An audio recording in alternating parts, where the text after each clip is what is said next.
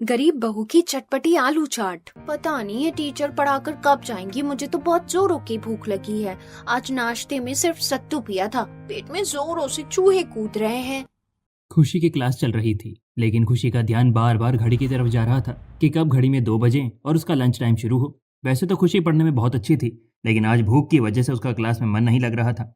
जिस दिन भूख नहीं लगती उस दिन टाइम अपने आप कट जाता है, लेकिन आज इतनी भूख लगी है तो एक एक मिनट इतना धीरे बीत रहा है। भूख की वजह से खुशी की आंखों में आंसू बस आने ही वाले थे कि तभी स्कूल की घंटी बज जाती है। घंटी की आवाज़ सुनकर टीचर क्लास से चली जाती है और खुशी अपने टिफिन को देखकर खुश हो जाती है, लेकिन जैसे ही वो अपने टिफिन खोलती है, फिर से वही सादी खिचड़ी। पता नहीं माँ मुझे हर दिन ये सादी खिचड़ी ही टिफिन में क्यों देती है। मेरे दोस्त रोटी, सब्जी, पराठे, फ्राइड राइस, कई सारी चीजें लेकर आते हैं। सादी खिचड़ी देखकर खुशी उदास हो जाती है, लेकिन उसे बहुत जोरों की भूख लगती है, इसलिए वो मन मारकर सादी खिचड़ी खा लेती है। शाम को स्कूल की छुट्टी हो जाती है और वो अपने घर चली जाती है। रास्ते में आज तो मैं मम्मी से जरूर शिकायत करूंगी कि वो हर दिन मुझे ये सादी खिचड़ी खाने के लिए क्यों देती है, वो मुझे कुछ और क्यों नहीं देती।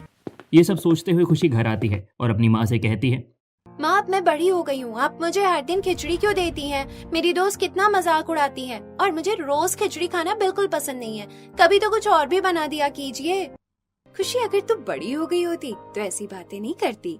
तुझे पता है हमारे घर के हालात कैसे हैं? तेरे पापा 10 घंटे फैक्ट्री में काम करते हैं, तब जाकर हमारा घर चलता है। मैं जानती हूँ माँ, लेकिन कुछ नहीं। क्या तुझे पता नहीं तेरी पढ़ाई हम कितनी मुश्किल से करवा रहे हैं और तू है कि तेरी फरमाइश खत्म नहीं होती। मैं तो तंग आ गई हूँ इस घर के लोगों से। खुशी की बातों से कविता बहुत दुखी हो जाती है। वो उदास होकर रसोई में जाकर खाना बनाने लगती है, लेकिन सारा राशन खत्म हो गया था। एक के बाद एक नई मुसीबत। घर में राशन भी नहीं है, सिर्फ आलू और थोड़ा सा आटा बचा हुआ है। एक काम करती हूँ, इससे चटपटी आलू की सब्जी और रोटी बना देती हूँ। घर में खाना बनाने के लिए कुछ और ना होने की वजह से कविता को मजबूरी में रोटी और आलू की सब्जी बनानी पड़ती है।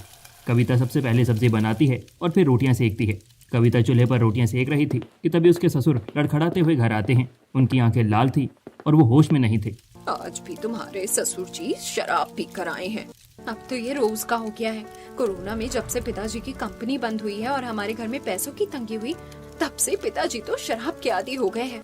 क्या करूं बहू, कुछ समझ ही नहीं आता। मैं तो उनके हाथ में पैसे देती ही नहीं हूँ। वो तो तेरे ससुर यहाँ वहाँ काम करके थोड़े बहुत पैसे कमाते हैं और वो पैसे भी पीने में उड़ा देते हैं। मुझे तो डर लगता है कहीं उनका लिवर न खराब हो जाए। कविता और लता दोनों बात कर रही थी कि इतने में नरेश लड़खड़ाती आवाज में, लता, ओ लता, कहाँ मर गई? मुझे भूख लगी है, खाना दे। खाना बना या नहीं अभी तक? खाना बन गया है, आप बस मुंह धो लीजिए और बैठिए, मैं खाना परोसती हूँ। नरेश लड़खड़ाते हुए बाथरूम में जाता है और बाल्टी में रखा पानी निकालकर अपना मुंह हाथ धोता है और फिर खाने के लिए बैठ जाता है। लता एक प्लेट में आलू की सब्जी, रोटी, प्याज, मिर्च सब कुछ सजाकर रख देती है। आज भी आलू की सब्जी रोटी? नरेश गुस्से में अपनी प्लेट को साइड खिसका देता है। आलू के अलावा बाजार में और कोई सब्जी नहीं है जो तुम लोग रोज रोज यही बना देते हो? ये नहीं कि कभी मेरे लिए पनीर, चिकन, मछली कुछ और बना दे। नरेश का ड्रामा देखकर कविता के सब्र का बांध टूट जाता है। पिताजी, घर में राशन खत्म हो गया है। जो थोड़ा बहुत सामान घर में बचा था मैंने उसी से खाना बना दिया है। आपके बेटे की कमाई ज्यादा नहीं है, उनकी कमाई में 2 वक्त का खाना हम 5 लोगों को मिल जाए वही बहुत है। कविता का पति सचिन एक रंग बनाने वाली फैक्ट्री में काम करता था, जहां उसे 9 से 10 घंटे काम करने के बाद 300 से 400 रुपए की मजदूरी मिलती थी। कविता के गुस्सा करने पर नरेश चुप हो जाता है। बहू, मेरे कहने का मतलब वो नहीं था, मैं तो बस पनीर खाना चाहता हूँ। नरेश वैसे तो नशे में था, लेकिन वो कविता के सामने ज्यादा कुछ कह नहीं पाता और चुपचाप खाना खा लेता है।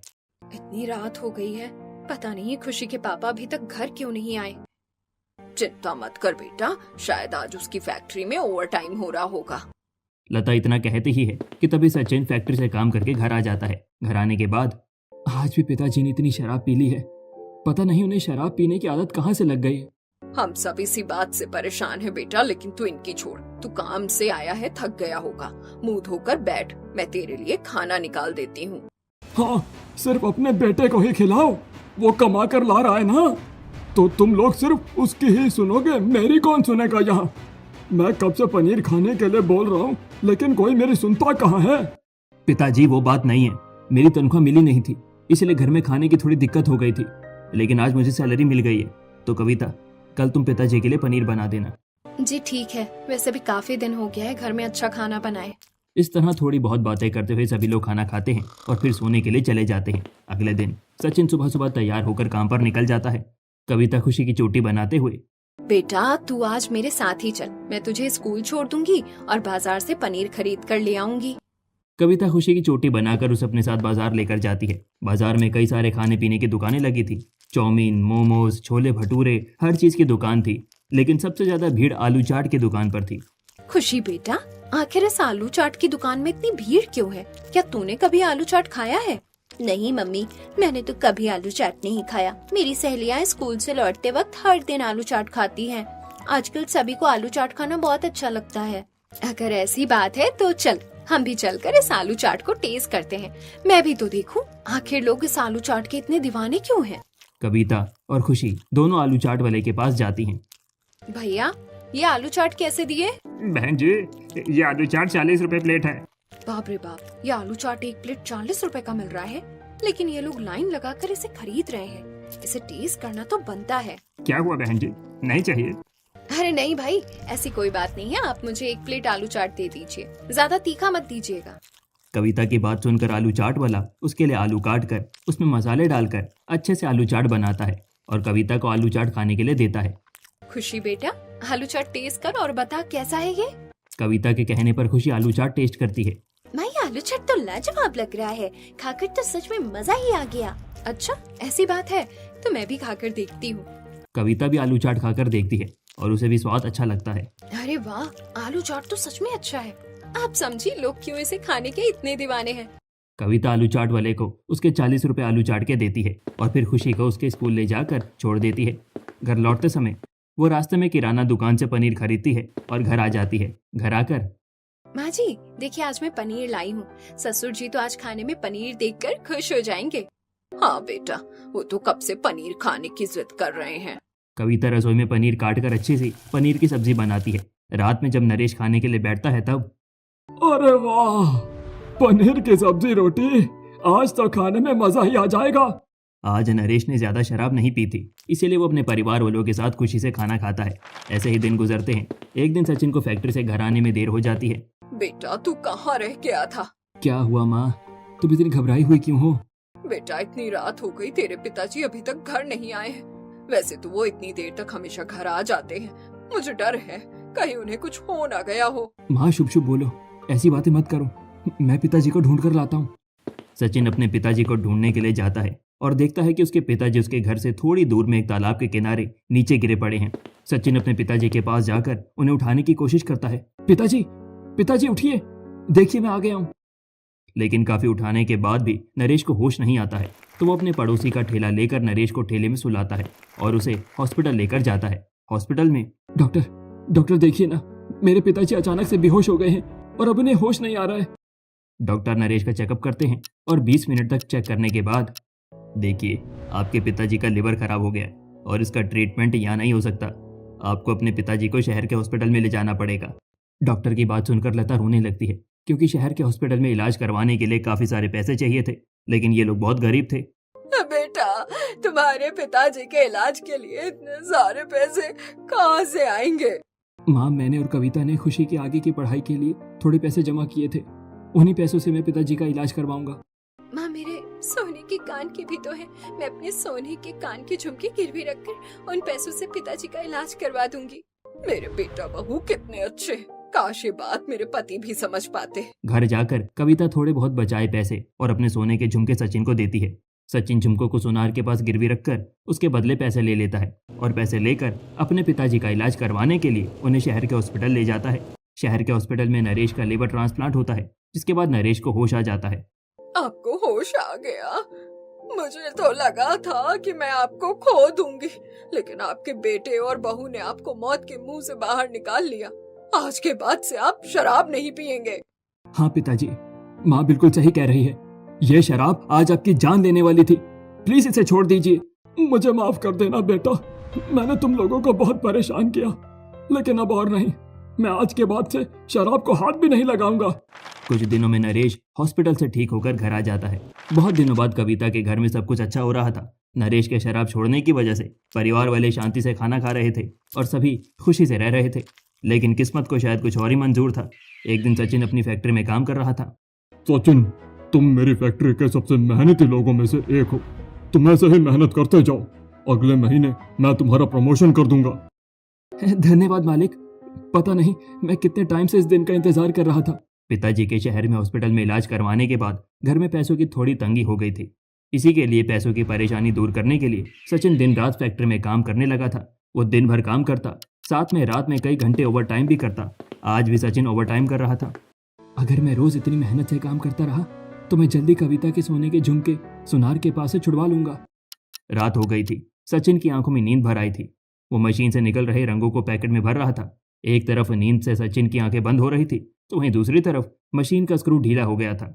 सचिन नींद भरी आंखों से काम कर रहा था। अचानक से उसके ऊपर मशीन गिर गई। मशीन गिरते ही सचिन की चीख निकल गई। बचाओ, बचाओ, कोई निकालो मुझे।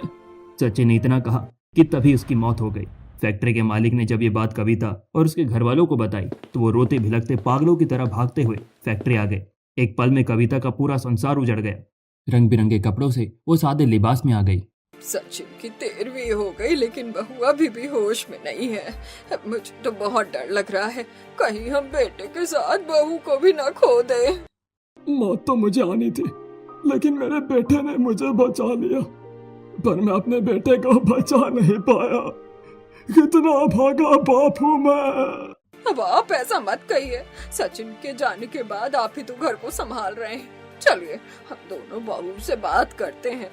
लता बहुत हिम्मत करके कविता के पास जाती है, जो एक कोने में सादे लिबास में बेसुध होकर बैठी है। वो उससे कहती है, बेटा जो होना था वो हो गया। हम सचिन को वापस नहीं ला सकते हैं। तुम खुद को संभालो। उसके जाने के बाद तुमने अपना क्या हाल बना लिया है। तुम्हें देखकर लग रहा है कि तुम्हें भी जीने की इच्छा नहीं है, लेकिन तुम्हारी एक बेटी है, तुम्हें उसके लिए जीना होगा। लता कविता को समझा रही थी कि तभी खुशी आकर अपनी माँ की बाहों में लिपट जाती है और रोने लगती है। माँ, आप ठीक हो जाओ ना। पिताजी को तो मैंने खो दिया है, लेकिन मैं आपको नहीं खो सकती। माँ, आपको मेरे लिए जीना पड़ेगा। खुशी की बातें कविता के दिल तक पहुंचती हैं। वो कविता जो सचिन के एक्सीडेंट के बाद एक बार भी नहीं रोई थी, सदमे में चली गई थी, वो अचानक से जोर जोर से रोने लगती है और अपनी बेटी को गले लगा लेती है। बेटो तुम डरना मत, मैं हूँ तुम्हारे साथ और मैं तुम्हें छोड़कर कहीं नहीं जाऊंगी। कविता को ठीक देखकर लता, नरेश, खुशी सभी चैन की सांस लेते हैं। ऐसे ही दिन गुजरते हैं। सचिन को गए अब 1 महीना हो गया था। एक दिन सचिन की फैक्ट्री का मालिक उसके घर आया। घर पर कोई है? हाँ जी, आप कौन? मैं सचिन की फैक्ट्री का मालिक हूँ। जो हुआ उसके लिए मुझे बहुत दुख है। मैं इतने दिनों से शहर में नहीं था। आज सुबह ही शहर आया हूँ और सबसे पहले आपके पास आया हूँ। जो हुआ उसके लिए मुझे बहुत दुख है। हो सके तो मुझे माफ कर दीजिएगा। मालिक, आप क्यों माफी मांग रहे हैं? जो हुआ वो सिर्फ एक एक्सीडेंट था। मुझे बहुत दुख है कि आपके पति की जान मेरी फैक्ट्री में गई। देखिए, मैं आपको कोई कंपनसेशन नहीं दे रहा हूँ। आपके पति ने इतने दिनों तक मेरे पास जो काम किया, उसके जो पैसे बन रहे हैं वही मैं आपको देना चाहता हूँ। फैक्ट्री का मालिक पैसों से भरा एक लिफाफा कविता के हाथों में देता है और फिर अपने घर चला जाता है। लता और कविता दोनों हैरान थे कि अभी कुछ देर पहले तक उनके पास 2 वक्त का खाना बनाने के लिए भी पैसे नहीं थे और अभी उनके पास पैसे हैं। मुझे लगता है कि अब मुझे कुछ काम शुरू करना चाहिए, क्योंकि ससुर जी की उम्र हो चुकी है और अभी कुछ समय पहले ही उनका ऑपरेशन हुआ है। उनके लिए ज्यादा काम करना सही नहीं। लेकिन कविता, तू क्या काम करेगी? ये तो मैं भी नहीं जानती माँ जी, मुझे भी कुछ समझ नहीं आ रहा है। लता और कविता दोनों बात कर रही थी कि तभी खुशी स्कूल से घर आती है। खुशी थोड़ी उदास लग रही थी। क्या हुआ खुशी? तुम इतनी परेशान क्यों लग रही हो? किसी ने तुझसे कुछ कहा क्या? आज टीचर ने कहा कि मैंने 3 महीने से स्कूल की फीस नहीं भरी है। मेरे एग्जाम आने वाले हैं। अगर फीस नहीं भरी तो स्कूल वाले मुझे एग्जाम नहीं देने देंगे और मेरी 1 साल की मेहनत बर्बाद हो जाएगी। इतना कहते कहते खुशी की आंखों से आंसू छलक पड़ते हैं। कविता अपनी बेटी को संभालती है और कहती है, रो मत खुशी, तुम्हारी माँ है ना, तुम एग्जाम जरूर दोगी। एग्जाम की फीस मैं जमा करूंगी। लेकिन माँ, आप कैसे और आप क्या करेंगी? बेटा, मैं हूँ ना, तुम्हें परेशान होने की जरूरत नहीं है। अगले दिन कविता स्कूल जाकर फीस जमा करवा देती है, उन पैसों से जो उसे मालिक ने दिए थे, और घर आकर कविता कपड़े धोने के लिए आंगन में चली जाती है। देखते ही देखते 2-3 दिन गुजर जाते हैं। माँ, आप इतना परेशान क्यों हैं? मैं तो कुछ दिनों से कोई काम करने के बारे में सोच रही हूँ, लेकिन समझ ही नहीं आ रहा कि क्या काम शुरू करूँ। माँ मुझे लगता है आपको आलू चाट बनाकर बेचना चाहिए। आजकल चटपटी आलू चाट सबको बहुत पसंद आती है। स्कूल से आते वक्त आज भी मैंने देखा कि आलू चाट वाले अंकल की दुकान में काफी भीड़ लगी हुई है। लेकिन बेटा मुझे आलू चाट बनाना नहीं आता, उसमें क्या मसाले पड़ते हैं ये भी मुझे नहीं पता। अरे कोई बात नहीं माँ, परेशान क्यों होती हो, मेरे पास एक आइडिया है। कैसा आइडिया बेटा, मुझे भी बताओ। मेरी स्कूल की एक दोस्त के पास स्मार्टफोन है, उसके स्मार्टफोन में हम आलू चाट बनाने की रेसिपी देख सकते हैं। कल मैं उससे बात करके उसे अपने साथ घर लेकर आऊंगी, फिर हम लोग मिलकर आलू चाट बनाएंगे। बेटा तेरा आइडिया तो काफी अच्छा है, हम लोग ऐसा ही करेंगे। अगले दिन खुशी अपने दोस्त को घर पर लेकर आती है और कविता, खुशी और उसके दोस्त मिलकर चटपटे आलू चाट बनाने की रेसिपी फोन पर देखती है। मुझे आलू चाट बनाने का तरीका समझ में आ गया है। कविता सबसे पहले आलू को उबालती है, फिर उसे स्लाइस में काटती है और फिर तेल में कुरकुरा होने तक आलू को फ्राई करती है। जब आलू फ्राई हो जाता है तो वो उसमें प्याज, टमाटर काट कर डालती है और ऊपर से लाल मिर्च, धनिया पाउडर, जीरा पाउडर, काला नमक सब कुछ डालती है। माँ आज सुबह जो आपने इमली की चटनी बनाई थी वो भी डाल दो, चाट का स्वाद बढ़ जाएगा। खुशी के कहने पर कविता आलू चाट में इमली की चटनी भी डाल देती है और ऊपर से सेव डालकर खुशी और उसके दोस्त को चटपटा आलू चाट खाने के लिए देती है। अरे वाह माँ, आपका आलू चाट तो दुकान वाले आलू चाट से भी अच्छा बना है। आप कल से ही अपना आलू चाट का ठेला लगाना शुरू कर दो। लेकिन ठेला लगाने के लिए पैसे कहाँ से आएंगे, ये तो मैंने सोचा ही नहीं। बेटा तेरे पापा की फैक्ट्री के मालिक ने जो पैसे दिए थे वो थोड़े बचे हुए हैं, उन पैसों से ही मैं आलू चाट बनाने के लिए आलू, प्याज, टमाटर, तेल, मसाला, गैस, ठेला सब कुछ खरीद कर ले आऊंगी। अगले दिन कविता आलू चाट बनाने के लिए सारा सामान खरीद कर लाती है। फिर वो आलू को उबालती है। खुशी आलू को काटने में अपनी माँ की मदद करती है। फिर कविता आलू को फ्राई करके उसे बर्तन में रख लेती है। माँ जितनी देर में आप आलू फ्राई कर रही थी मैंने आपका ठेला सजा दिया है। कविता अपना चटपटी आलू चाट का ठेला लेकर चौराहे के पास जाती है जहाँ सुबह से लोगों की भीड़ थी। सिर्फ 30 रुपए में फुल चटपटी आलू चाट ले लो भैया, आज की स्पेशल आलू चाट। कविता चेहरे पर मुस्कान लेकर जोर जोर से आवाज देकर लोगों को आलू चाट खाने के लिए बुलाती है। उसकी आवाज सुनकर कुछ लोग उसकी दुकान पर आते हैं। बहन जी मुझे एक प्लेट आलू चाट दीजिए। ये लीजिए आपका आलू चाट। जल्दी कीजिए, मुझे ऑफिस के लिए लेट हो रहा है।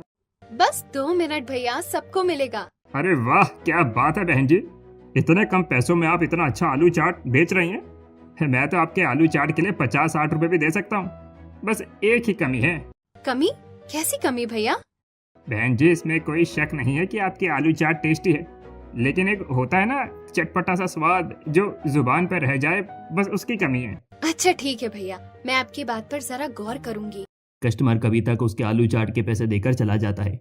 चौराहे पर कविता की ठीक ठाक बिक्री होती है। जब अंधेरा हो जाता है तो कविता अपना ठेला लेकर घर आ जाती है। माँ कैसा रहा आपका आज का दिन, कितनी बिक्री हुई? दिन तो अच्छा ही था बेटा, और ठीक ठाक कमाई भी हो गई। माँ अगर सब कुछ अच्छा ही रहा तो फिर आप इतनी परेशान क्यों लग रही हैं? कविता हाथ मुंह धोकर खटिया पर बैठती है और कहती है, बेटा आज एक कस्टमर बोल रहा था कि मेरी वाली चाट अच्छी तो होती है लेकिन उसमें वो चटपटा स्वाद नहीं है जो जुबान पर चढ़ जाए। माँ इसमें परेशान होने वाली क्या बात है? अगर कस्टमर को लग रहा है कि हमारे आलू चाट चटपटे नहीं है तो हम इसे चटपटा बना देंगे। लेकिन कैसे बेटा? अरे माँ जब खाने में कोई स्वाद कम रह जाता है तो आप स्वाद बढ़ाने के लिए उसमें आमचूर पाउडर और चाट मसाला डालती हो ना, तो हम अब ऐसा ही करेंगे। हम अपने चटपटे आलू चाट में भी चाट मसाला डालेंगे। लेकिन बेटा इसमें वो तीखापन नहीं आएगा ना? आप सही कह रही हैं। एक काम करते हैं, जैसे नानी हमारे लिए पानी पूरी का मसाला बनाती थी ना चटपटा सा, हम लोग भी वैसा ही अपने आलू चाट के लिए चटपटा मसाला तैयार करते हैं। हाँ बेटा मुझे याद है मेरी माँ कैसे पानी पूरी बनाते वक्त चटपटा मसाला बनाती थी। मैं अभी जाकर वो मसाला तैयार करती हूँ। कविता रसोई में जाकर जीरा, धनिया, हींग और काली मिर्च को हल्का सा भूनती है। फिर सिलबट्टे पर उन्हें पीसकर पाउडर बनाती है। उसके बाद इस पाउडर को कविता एक कटोरी में डालती है और उसमें सफेद नमक, काला नमक, लाल मिर्च पाउडर, कश्मीरी लाल मिर्च पाउडर, अमचूर पाउडर, सौंठ पाउडर सबको अच्छे से मिला देती है। अरे वाह माँ, इस चटपटे मसाले से ही इतनी अच्छी खुशबू आ रही है कि खाने का मन कर रहा है। खुशी बेटा रुक, थोड़े से आलू चाट बच गए थे, मैं उसमें ये मसाला डालकर तेरे लिए चटपटी आलू चाट बनाती हूँ, फिर बताना कैसा बना है। कविता फ्राई किए हुए कुरकुरे आलू को प्लेट में सजाती है, फिर इसमें प्याज, हरी मिर्च, टमाटर डालकर सजाती है। उसके बाद वो चटपटी इमली की चटनी गोल घुमाकर डालती है, फिर उसमें नींबू का रस निचोड़कर उसमें अभी बनाए मसालों को टॉस करके सेब को कोट करके खुशी को खाने के लिए देती है। माँ, आपने तो कितने अच्छे से चटपटे आलू चाट को सजाया है। ये दिखने में कितने टेस्टी लग रहे हैं, पता नहीं खाने में कितने टेस्टी होंगे। बेटा, खाकर बताना कैसा बना है। अच्छा ठीक है माँ, मैं बताती हूँ। खुशी कविता के कहने पर चटपटी आलू चाट खाती है। आलू चाट का एक बाइट खाकर ही खुशी की आंखें बंद हो जाती हैं। माँ, ये क्या टेस्ट है इसका। इतनी चटपटी चीज मैंने आज तक नहीं खाई। माँ, अब मुझे समझ में आया कि क्यों उस कस्टमर ने कहा कि इसमें चटपटापन कम है। ये बहुत ही टेस्टी है माँ। अच्छा रुक, मैं भी खाकर देखती हूँ। कविता भी अपना बनाया हुआ चटपटा आलू चाट टेस्ट करती है। कविता को भी उसके अभी बनाए चटपटे आलू चाट बहुत ही ज्यादा पसंद आते हैं। अब तो मैं ऐसे ही आलू चाट बनाकर बेचूंगी। मुझे यकीन है लोगों को ये चटपटा आलू चाट बहुत ही ज्यादा पसंद आएगा। अगले दिन से कविता अपने नए फ्लेवर वाले चटपटे आलू चाट बेचने के लिए फिर से चौराहे पर जाती है और जोर जोर से लोगों को आवाज देती है, आओ आओ, चटपटे आलू चाट खाओ, एक बार आओ बार बार। कविता को लोगों को उसके दुकान पर बुलाने का तरीका कई लोगों को काफी अच्छा लगता है। देखते ही देखते कविता के चटपटे आलू चाट की दुकान के सामने लोगों की भीड़ इकट्ठा हो जाती है। सभी को कविता के नए फ्लेवर वाले चटपटे आलू चाट बहुत ज्यादा पसंद आते हैं। कल वाला कस्टमर, ये हुई ना बात, बहन जी इसे कहते हैं चटपटा आलू चाट। क्या मसाला बनाया है आपने, खाकर तो सच में मजा ही आ गया। इतना चटपटा चाट मैंने आज तक कभी नहीं खाया। अब तो मैं आपकी दुकान का ही चटपटा आलू चाट खाऊंगा। ऐसे ही दिन गुजरते हैं। कविता की दुकान पर लोगों की भीड़ जमा होने लगती है, जिससे कई बार चौराहे पर ट्रैफिक जाम हो जाता है। एक दिन नगर पालिका के कुछ लोग कविता के चटपटे आलू चाट की दुकान पर आते हैं। आपके अगेंस्ट नगर पालिका में कंप्लेंट आई है कि आपकी वजह से चौराहे पर लोगों की भीड़ जमा हो रही है, जिसकी वजह से ट्रैफिक जाम हो रहा है। मुझे माफ कीजिएगा अगर मेरी वजह से कोई परेशानी हुई है तो, लेकिन मैं तो यहाँ सिर्फ अपना आलू चाट बेच रही हूँ, मैंने कुछ नहीं किया। क्या आपके पास आलू चाट की दुकान लगाने का लाइसेंस है? क्या आपने नगर पालिका में आकर हम लोगों से दुकान लगाने की परमिशन ली है? सर जी, मैं तो यहाँ ठेला लगाती हूँ, मेरी दुकान थोड़ी है। मुझे लगा ठेला लगाने के लिए परमिशन की जरूरत नहीं पड़ती है, इसीलिए मैंने कोई परमिशन नहीं लिया। ठेला हो या दुकान, आपको रास्ते में कुछ भी बेचने के लिए परमिशन तो लेनी ही पड़ेगी। अगर आपके पास लाइसेंस और परमिशन दोनों नहीं है तो आप यहाँ पर अपनी दुकान नहीं लगा सकती। आपको अभी के अभी अपना आलू चाट का ठेला लेकर यहाँ से जाना पड़ेगा। इस तरह नगर पालिका के लोग कविता को चौराहे पर चटपटे आलू चाट का ठेला लगाने से मना कर देते हैं। पता नहीं क्यों एक मुसीबत जाने से पहले ही दूसरी मुसीबत आ जाती है। अभी चौराहे पर ठेला लगाने की वजह से मेरे काफी सारे रेगुलर कस्टमर बन गए थे और अब जाकर उसकी अच्छी खासी कमाई होने लगी थी, लेकिन फिर उस पर नई मुसीबत आ गई।